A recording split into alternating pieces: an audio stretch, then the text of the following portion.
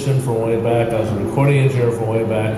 So my passion has been music. Okay, ever since I was a kid, building electronics, Keith kits, and Dynacos. So, how does Monster, who never designed a headphone before, design the world's best sounding headphones? Well, if you think about it, if you can design a cable that sounds good, headphones are easy. So that's been our legacy all along, and we've come to know what headphones and what wire and what things that are electromechanical sound like and how you make them sound good. So we came out with a line of high-end products. This is just a few of them. This is a line called Turbine, and I know David and some of the people in this room who heard Turbine. It was a revolution.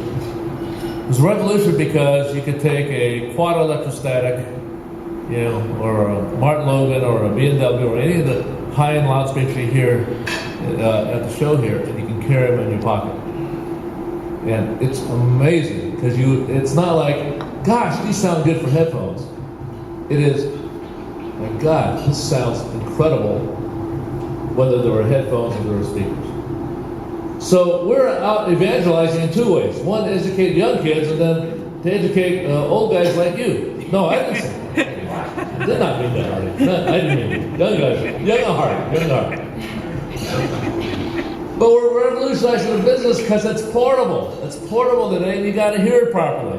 And when I go out and I teach young kids, salespeople at Best Buy who are 22 years old get paid $8 an hour trying to sell our headphone. That's a tough job.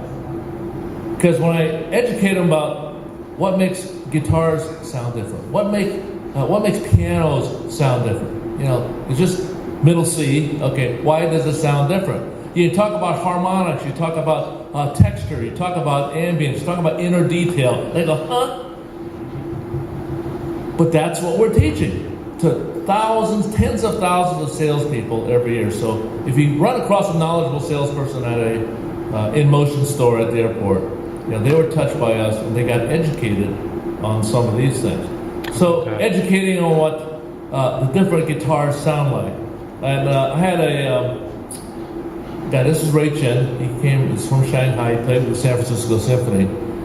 And he and I got together at this dinner. He says, Noel, would you like to see what a $1 million violin looks like? And I said, oh my God, $1 million? So he pulls it out and I held it in my hand. So I don't want to hold it. You hold half of it, I'll hold the other half because I don't want to drop this thing. So what is it about this guitar that makes it $1 million?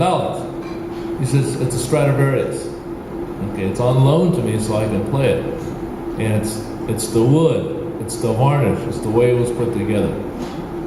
And that's something we can educate. And some of you who are in the press here is to educate what makes up the things you hear in 9624 file that you don't hear in a CD and certainly don't hear in an MP3. It's that inner detail, it's that ambience, that warmth that people who love analog strive so hard to get because we didn't digitize it. Got to live with the clicks and the pops and the limited frequency response, but we didn't digitize it. And if you're going to digitize it, then digitize it in the highest resolution you can, with the lowest jitter that you can, with the finest A to D converters that you can, which is what David and I did with the project we're about to talk to you about. And let people hear it in the right way on a high resolution speaker or a high resolution headphone.